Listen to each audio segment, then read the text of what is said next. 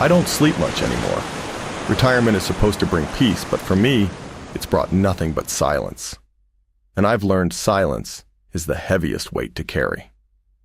Most nights, I sit by the window of my cabin, looking out at the black swells of the Pacific, nursing cheap bourbon and trying to forget the things I've done.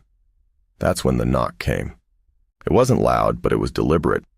I live so far off the beaten path that visitors are rare, and the few who come don't bother knocking. They shout or let themselves in.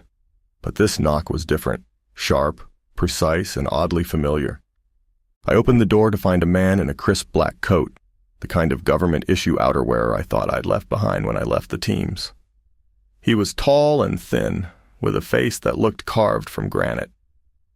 "Jack Rourke?" he said, though we both knew who I was.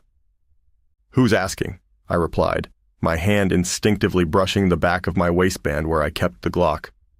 "My name is Victor Trent," he said, holding out a badge I didn't bother to inspect. "I represent a division of naval intelligence that doesn't officially exist." "You know how stupid that sounds?" I asked, leaning against the doorframe. He didn't flinch.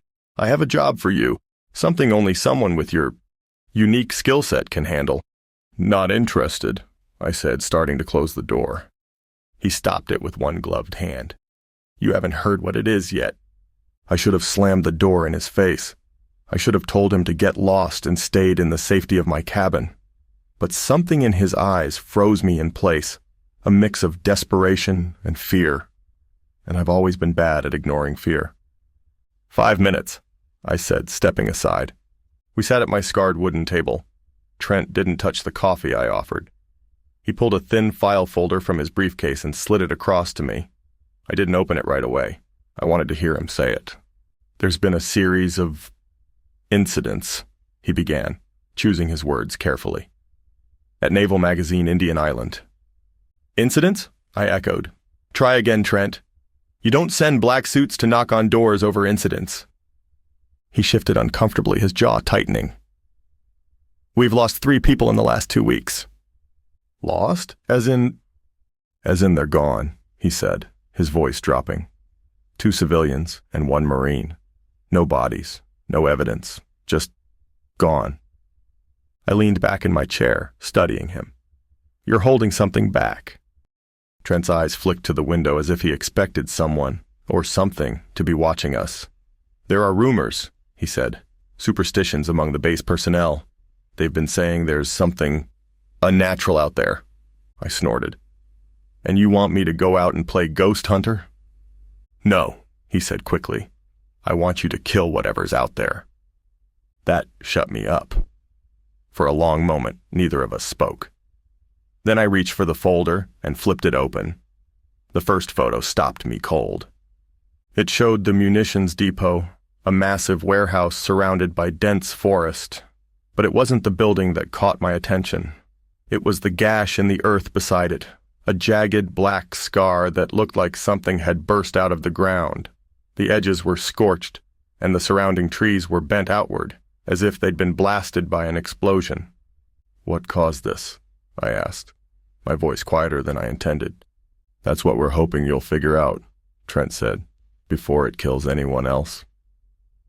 The next day, I found myself on a small, unmarked boat crossing the choppy waters to Indian Island.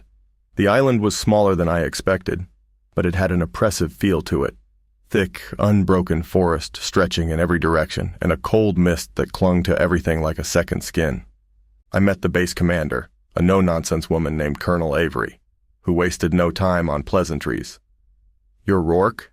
she asked, looking me up and down like she was sizing up a potential threat. "That's me," I said. "I hope you know what you're doing," she said, "because we're out of options." She walked me to the depot, her boots crunching on the gravel path. The closer we got, the more my skin prickled. The air felt wrong here. Too still, too quiet. Even the birds had gone silent. When we reached the scar in the earth, I crouched down to examine it. The ground was brittle, like it had been baked in a kiln. The edges of the trees were marked with deep gouges, as if something massive had clawed its way out of the ground. "What the hell are you keeping on this island?" I asked, straightening up. Avery's lips pressed into a thin line. Classified. Of course it is, I muttered. That night I set up camp near the depot. The base personnel had been evacuated, leaving me alone on the island. Just me and whatever was out there. I'd brought the essentials, an M4 carbine, a Sig Sauer P226, and a custom hunting knife I'd carried since my days in the teams. But as the hours dragged on, I started to wonder if any of it would matter. There's a kind of quiet that gets under your skin, the kind that makes you feel like you're being watched. That's what it felt like on Indian Island. Around midnight, I heard it. The first sound in hours. A low, guttural growl that seemed to vibrate in my chest. It came from the forest, deep and primal, and it made the hairs on the back of my neck stand up. I stood slowly, raising my rifle, and scanned the tree line. At first, I saw nothing. Then something moved, a shadow within a shadow, massive and hunched. Its eyes glowed faintly in the darkness, a sickly yellow light that sent a chill down my spine. It moved fast, too fast. One moment it was at the edge of the forest. The next, it was gone.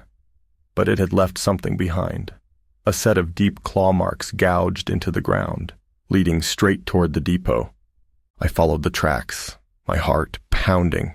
The depot loomed ahead, its dark silhouette barely visible in the fog. I heard the growl again, louder this time, and closer. My instincts screamed at me to run, but I forced myself to move forward. When I reached the depot, I found the doors ripped open, the steel twisted like it was made of tin foil. Inside, the air was thick with the smell of sulfur and decay. And then I saw it. The creature was crouched in the shadows, its massive frame shrouded in darkness. It had the body of a predator, long, sinewy limbs and claws like scythes, but its face was something out of a nightmare. Its skin was black and glistening, and its eyes burned with that same sickly yellow light. It lunged at me, and I barely had time to react. I fired a burst from my rifle, the shots echoing in the cavernous depot. The bullets hit their mark, but the creature barely flinched. It let out a deafening roar and charged again. It came at me like a freight train, its claws tearing through the air. My instincts kicked in, and I dove to the side, just as one of those massive limbs slammed into the concrete floor, leaving a crater where I'd been standing. The force of the impact sent a shockwave through my legs, and I stumbled, but managed to keep my footing. I fired again, short, controlled bursts. The muzzle flash lit up the creature's grotesque form for a split second. Its skin wasn't just black. It shimmered, like it was made of liquid obsidian, constantly shifting and reforming. My rounds struck home, but they barely slowed it down. Whatever this thing was, it wasn't just fast and strong. It was nearly indestructible. The creature let out a guttural, bone-rattling roar and swiped at me again. This time, I wasn't fast enough. Its claws raked across my chest, slicing through my tactical vest like butter. Pain exploded through my body, and I staggered backward, clutching at the wound. Blood seeped between my fingers, warm and sticky. Shit, I muttered, gritting my teeth. The vest had saved me from being gutted, but just barely. I backed toward the depot wall, trying to put some distance between us, but the thing kept coming, relentless. Its movements were almost serpentine, fluid and unpredictable. I fired again, aiming for its glowing eyes, but it twisted out of the way with inhuman speed, and then it disappeared, not into the shadows, into the shadows. One moment it was there, and the next it melted into the darkness like it had never existed. I stood there, breathing hard, my rifle raised and my finger hovering over the trigger. The only sound was the faint hum of the overhead lights, most of which had been smashed during the fight. My heart pounded in my ears as I scanned the room, every nerve in my body on edge. Then I felt it, a shift in the air. The temperature dropped suddenly, my breath misting in front of me. I turned, but there was nothing there. Nothing visible, at least. The silence was worse than the growling, worse than the roars. My mind raced, trying to process what I'd just seen, what I'd just fought. This wasn't some experimental animal gone wrong. This wasn't even human. "Come on," I muttered under my breath, gripping my rifle tighter. "Show yourself!" Nothing. I waited for what felt like hours, but it didn't come back. Finally, I lowered my weapon, my hands shaking. Blood loss and adrenaline were catching up with me, and I knew I couldn't stay here. If the thing decided to return, I wouldn't survive another round. I grabbed a flashlight from my pack and made my way out of the depot, every step echoing in the eerie silence. Outside, the mist had thickened, swallowing the trees and reducing visibility to a few feet. I needed to get to the command post, regroup, and figure out what the hell I was dealing with. But as I reached the gravel path leading back to the main base, I noticed something strange. The claw marks, the ones I'd followed earlier, were gone. The ground was smooth, untouched, as if the creature had never been there. Back at the command post, I found Colonel Avery waiting for me. She was pacing the room, her sharp features drawn tight with worry. When she saw me, her eyes widened. "Jesus, Rourke, what happened?" she asked, taking in the bloodstains and the shredded vest. I sank into a chair, my body protesting every movement. "Your problem's a hell of a lot worse than you thought," I said, wincing as I peeled off the vest to inspect the gashes underneath. They weren't deep enough to kill me, but they'd need stitches. "What did you see?" she asked, her voice low. I hesitated, unsure how much to tell her. Would she even believe me? Something big, fast, strong, and damn near impossible to kill. Avery's jaw tightened. "Did you get a look at it? Anything unusual?" I barked out a bitter laugh. "Unusual doesn't begin to cover it. This thing isn't natural, Colonel. It's not just some animal. It's something else." For the first time, Avery looked genuinely scared. She glanced at the door, as if expecting someone to burst in. "There's something you need to know," she said, lowering her voice. "Yeah, no kidding," I said, leaning forward. "Start talking." Avery hesitated, then leaned against the table, her hands gripping the edge. "This island isn't just a storage facility. It's a testing ground." "For what?" I asked, narrowing my eyes. "Classified experiments," she admitted. "The Navy's been working with private contractors on advanced weapons systems. Some of those systems are biological." My stomach turned. "You're telling me this thing was made here? That you created it?" "Not us," Avery said quickly. "The contractors. We were just the hosts. They assured us it was contained, that it couldn't escape." "Yeah, well, they were wrong," I snapped. "And now it's loose." She didn't argue. Instead, she reached into a locked drawer and pulled out another file. This one was thicker, with a red top secret stamp across the front. She slid it toward me without a word. I opened it, and my stomach dropped. The first page was a report, detailing an experiment called Project Umbra. The goal was to develop a living weapon, something that could adapt to any environment, withstand extreme conditions, and operate without direct control. The creature I'd fought wasn't an accident. It was the result of years of research and millions of dollars, and it was designed to kill. I slammed the file shut. "You're telling me this thing is a government experiment gone wrong? That it's running loose on this island, killing people, and no one's done a damn thing to stop it?" Avery met my gaze, her expression grim. "That's why you're here, Rourke. We need someone with your skills to eliminate it." "Eliminate it?" I said, my voice rising. "This thing shrugged off armor-piercing rounds like they were BBs. You think I can just waltz out there and take it down with a rifle?" She didn't respond, but the look in her eyes told me everything. She didn't have a plan. She didn't have a backup. All she had was me. I stood, ignoring the pain in my chest. "Fine," I said, "but I'm going to need more than this." I tapped the rifle slung over my shoulder. "And I'm going to need answers, real ones, starting with how to kill this thing." Avery hesitated, then nodded. "I'll get you what you need," she said, "but you don't have much time. It's already killed 3 people. If it gets off this island..." She didn't need to finish the sentence. I knew exactly what she meant. I stayed in the command post long enough to clean and stitch up my chest wound. The gashes weren't as bad as I'd feared, but they were bad enough to slow me down. As I worked, Avery gathered supplies. When she came back, she dropped a duffel bag on the table. "This is what we have," she said, unzipping it. Inside was an assortment of weapons and gear, fragmentation grenades, thermite charges, and a compact grenade launcher. But the real surprise was at the bottom, a sleek rifle with a matte black finish, unlike anything I'd seen before. "What's this?" I asked, lifting it out. "It's a prototype," Avery said. "Fires magnetically accelerated projectiles. Think of it as a railgun, but small enough to carry. It's untested in the field, but it's the best we've got."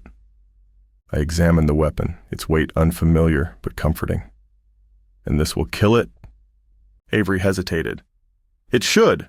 The rounds are made from depleted uranium. High penetration, high density. If anything can punch through that thing's armor, this can." "Should isn't the most reassuring word I've ever heard," I muttered, but I slung the weapon over my shoulder anyway. I wasn't about to turn down an edge, no matter how uncertain it was. Before I left, Avery handed me a tablet loaded with files. "This is everything we have on the creature," she said. "Codenamed Umbra 1. Its skin isn't just tough, it absorbs energy, even light, which is why it can disappear into shadows. Conventional weapons barely scratch it. Heat-based attacks seem to have a small effect, but only at extreme temperatures." "Anything else?" I asked, scrolling through the data. "There's one other thing," Avery said, her voice dropping. "It doesn't just kill for survival. It hunts for sport. Once it's locked onto a target, it won't stop until it's killed them." "Great," I said, rubbing my temples. "So I'm not just the hunter. I'm the prey." The forest swallowed me whole. The mist was thicker now, curling around the trees like ghostly tendrils. The railgun felt solid in my hands, but my gut told me it might not be enough. I'd brought backup weapons, my M4, the SIG, and a handful of grenades, but against something like this, they were little more than a safety blanket. I followed the creature's tracks, or tried to.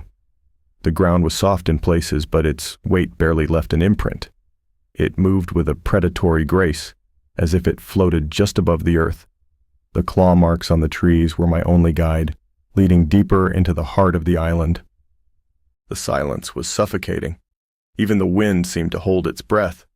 Every snap of a twig, every rustle of leaves made my finger tighten on the trigger. I scanned the tree line constantly, but the mist distorted everything, turning shadows into looming shapes. Then I heard it, a low, rumbling growl that seemed to come from everywhere at once.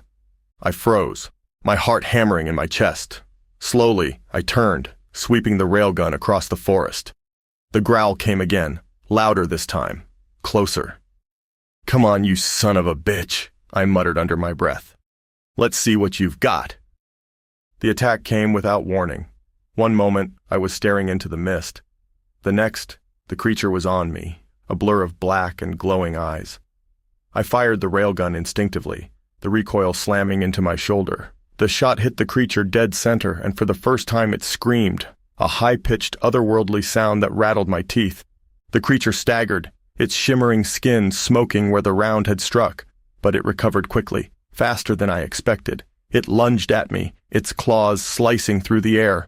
I dove to the side, narrowly avoiding being skewered, and rolled to my feet, firing again. This time the shot clipped one of its limbs, blowing a chunk of flesh away. The creature roared in pain, its movements becoming more erratic. I pressed the advantage, firing again and again, but it was too fast. It darted into the shadows, disappearing like smoke. I stood there, breathing hard, my eyes darting around the forest. I knew better than to assume it was gone. This thing wasn't just a monster. It was a predator. And predators don't retreat. They regroup. The blood trail led me to a part of the island I hadn't seen before, a rocky outcrop near the shoreline. A narrow crevice split the rocks, leading into a dark, jagged cave. The air was colder here, heavy with the smell of decay. I tightened my grip on the railgun and stepped inside. The cave was a labyrinth of tunnels, the walls slick with moisture. My flashlight barely pierced the darkness, and every step echoed like a gunshot. The deeper I went, the stronger the sense of unease became. This wasn't just a hiding place, it was a lair.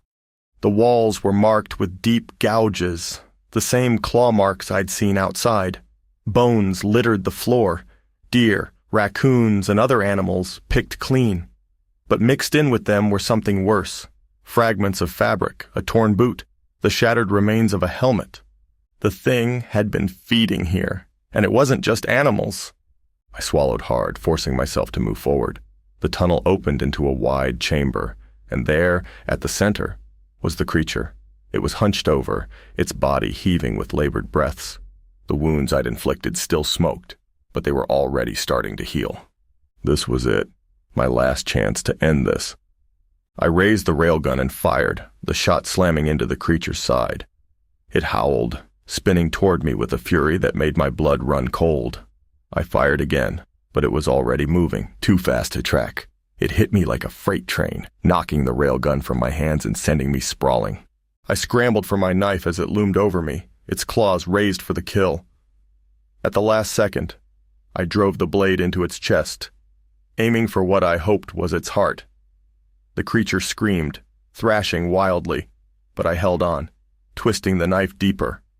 With a final, desperate surge of strength, I grabbed one of the thermite charges from my belt and shoved it into the wound. I rolled away as it detonated, the explosion lighting up the cave in a blinding flash. The creature let out one last, unearthly scream before collapsing, its body convulsing. Then it went still. I lay there for a long moment, staring at the smoking remains. My chest heaved, every muscle screaming in protest. But it was over. The thing was dead. When I finally made it back to the command post, Avery was waiting. Her eyes widened when she saw me, bloodied, battered, but alive. "Is it done?" she asked. "It's done," I said, collapsing into a chair. "But you've got bigger problems." She frowned. "What do you mean?" "That thing wasn't natural," I said. "And if it came from your lab, there's no guarantee it was the only one." Her face paled, but she didn't respond. Instead, she handed me a glass of water. "We'll handle it," she said quietly. But as I sat there, staring out at the dark forest beyond the window, I couldn't shake the feeling that this was far from over. The next day dawned gray and wet, the kind of morning where the fog clings to everything and makes the world feel smaller. I should have felt relief, knowing the creature was dead. But something gnawed at me. The way it had hunted, the way it had healed. Even its lair felt wrong. Too calculated. Too purposeful. Colonel Avery was avoiding me now, retreating to her quarters and locking the door as soon as I returned to the command post. That was fine by me. I had questions, and I didn't need her permission to find answers. The lab was on the far side of the island, tucked behind layers of security fences and reinforced gates. It had been evacuated along with the rest of the personnel, but the power was still running, and it didn't take long to find what I was looking for. A server room, its racks humming softly in the silence. I bypassed the login screens with a trick I'd picked up during my time in the teams. The files were encrypted, but whoever set up the system hadn't accounted for someone like me poking around. After 10 minutes of digging, I found the motherlode, the full dossier on Project Umbra. The creature wasn't an accident. It wasn't even a prototype weapon like Avery had implied. Umbra 1 was a byproduct, one of many. The files detailed a decades-long project to harness extraterrestrial material recovered from an undisclosed site. The goal was to merge alien biology with human DNA, creating organisms that could adapt to any environment and survive in conditions no human or machine ever could. But something had gone wrong. The first test subjects, the Umbra series, had been unstable, prone to extreme aggression. Most had died in containment. Umbra 1, however, had survived. It had thrived. My stomach turned as I scrolled through the casualty reports. There were dozens of them. Researchers, soldiers, civilians. The higher-ups had covered it all up, shipping the survivors to black sites and silencing anyone who asked questions. And now they'd brought the nightmare to Indian Island, thinking they could contain it. They were wrong. And then I found the final file, hidden in a subfolder labeled Alpha. Umbra 1 wasn't the only creature on the island. It wasn't even the deadliest. The file described another entity, one they'd codenamed Umbra Alpha. It was older, larger, and far more intelligent than its sibling. Where Umbra 1 had been little more than a mindless predator, Umbra Alpha had shown signs of advanced problem-solving and even rudimentary communication. The researchers had contained it in a deep underground facility beneath the lab, using electromagnetic fields to suppress its movement. But the last log entry chilled me to the bone. Status update. 0345. Containment breach. Entity unaccounted for. Recommend full evacuation. I sat back in my chair, my pulse pounding. The lab wasn't just a research site. It was a prison. And now the warden had abandoned it, leaving me alone on an island with something far worse than Umbra 1. I stormed back to the command post, the dossier clenched in my hand. Avery was waiting for me, sitting at the table with a cup of coffee like she didn't have a care in the world. "You lied to me," I said, slamming the folder down in front of her. She didn't flinch. "I told you what you needed to know." "Bullshit," I snapped. "You sent me out there knowing damn well that thing wasn't the only one. There's another creature on this island, something bigger, smarter, and a hell of a lot more dangerous. Did you think I wouldn't figure it out?" Avery sighed, rubbing her temples. "It's not that simple, Rourke." "Then explain it to me," I said, leaning over the table. "Why the hell would you bring something like this here? What were you trying to accomplish?" She hesitated, then met my gaze. "It wasn't my decision," she said. "The orders came from above. High above. Indian Island was supposed to be a failsafe, a place where we could study the entities in isolation. But when Umbra 1 escaped, everything fell apart.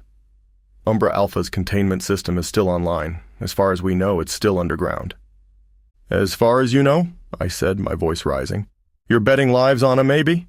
She stood, her jaw tightening. "What do you want me to say, Rourke? That we screwed up? Fine, we screwed up. But I didn't bring you here to point fingers. I brought you here to fix it." "Fix it?" I laughed bitterly. "You can't fix this. The only thing you can do is burn this place to the ground and pray it's enough." I didn't wait for Avery's permission. If Umbra Alpha was still in the containment facility, I needed to make sure it stayed there, or kill it before it could get loose. The entrance was buried beneath the lab, hidden behind a steel hatch that looked like it hadn't been opened in years. The keypad was dead, but a crowbar and some elbow grease did the trick. The air inside was stale, heavy with the scent of oil and ozone. The walls were lined with cables, most of which were sparking or hanging loose. Whatever had happened here, it hadn't been a clean escape. The main containment chamber was at the bottom of a long, spiraling corridor. As I descended, I couldn't shake the feeling that I was being watched. Shadows flickered at the edge of my vision, and every so often I heard faint whispers, like voices carried on the wind. When I reached the chamber, my worst fears were confirmed. The containment system, a massive ring of electromagnetic coils, was offline. In the center of the room was a gaping hole, the edges melted and jagged. Whatever had been here was long gone. And then I saw the writing. It was scrawled on the walls in thick black ichor, the same substance I'd seen on Umbra 1. The symbols were alien, incomprehensible, but there was one word repeated over and over in English: hunger. I didn't wait to see what had left the message. I grabbed the satchel of thermite charges from my pack and began rigging the chamber. If I couldn't contain Umbra Alpha, I could at least make sure it didn't have a home to come back to. As I worked, the whispers grew louder. They weren't in my head. I could hear them echoing through the corridors, rising and falling like a chorus. And then, beneath the whispers, I heard something else. A low, guttural sound that sent a chill down my spine. It wasn't growling. It was laughing. I turned just as the shadows seemed to peel away from the walls, revealing a massive figure. Umbra Alpha stood at the edge of the chamber, its black, shimmering form dwarfing everything around it. Its eyes weren't just glowing. They were alive, swirling with colors that hurt to look at. It didn't charge like Umbra 1 had. It didn't roar. It simply stared at me, its head tilting slightly, as if it were studying me. "Well," I muttered, pulling the detonator from my belt. "Let's see if you like fire." I thumbed the detonator, holding it steady in my hand, but I didn't press it. Not yet. Umbra Alpha didn't make a move. It stood there, its massive form half shrouded in the unnatural shadows that clung to it like a second skin.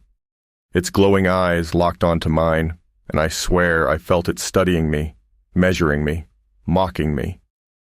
The whispers were louder now, a symphony of disjointed voices echoing off the chamber walls. They weren't just noise, they were words, fractured and alien, but I could almost make them out like a language I'd half forgotten. I took a step back, my eyes darting to the satchel of thermite charges I'd placed around the room. All I needed to do was press the button, and the entire chamber would go up in flames. But something stopped me. Something in the way the creature moved, slow, deliberate, like it was waiting for me to act first. "You're smarter than your brother, aren't you?" I said aloud, my voice echoing in the cavernous space. Umbra Alpha tilted its head, the swirling light in its eyes intensifying. The whispers coalesced into a single word, clear as a bell. Hunger. I didn't wait to see what it would do next. I hit the detonator and dove behind a steel support beam as the thermite charges ignited. The chamber erupted in a blinding blaze of light and heat, the sound of the explosion deafening. I felt the shockwave ripple through the air, slamming into me like a truck. For a moment, I thought it was over. I thought I'd done it. Then I heard the laughter again. I turned to see Umbra Alpha walking through the flames, its body shimmering with a heat-resistant sheen. The thermite hadn't even slowed it down. If anything, it seemed amused. "Of course," I muttered, scrambling to my feet. "Because why would this be easy?" I bolted for the exit, my boots pounding against the metal floor. Behind me, I could hear the creature's heavy footsteps, unhurried but relentless. It didn't need to run. It knew there was nowhere for me to go. The whispers followed me, growing louder with every step. They weren't just words anymore. They were images, flashing through my mind like memories that didn't belong to me. A distant star collapsing into a black hole. A barren planet covered in shadows. Endless, ravenous darkness. I burst out of the tunnel into the open air, gasping for breath. The fog had thickened, turning the forest into a labyrinth of gray and black. I could hear the creature behind me, its footsteps echoing off the trees. I had one weapon left, the railgun strapped to my back, and it was going to have to be enough. I ducked behind a fallen log and unholstered the railgun, my hands shaking as I loaded one of the depleted uranium rounds. The weapon hummed to life, its magnetic coils glowing faintly in the mist. I braced myself, aiming at the tree line, and then the whispers stopped. For a long moment, there was nothing, just the wind rustling through the trees and the distant crash of waves against the shore. My finger hovered over the trigger, my heart pounding in my ears. Then, without warning, the log I was hiding behind exploded, shattered into splinters by a massive claw. Umbra Alpha loomed over me, its glowing eyes blazing like twin suns. I fired. The railgun kicked hard against my shoulder, the round slamming into the creature's chest with a thunderous crack. Umbra Alpha stumbled, its roar shaking the very ground. Black ichor sprayed from the wound, hissing as it hit the earth.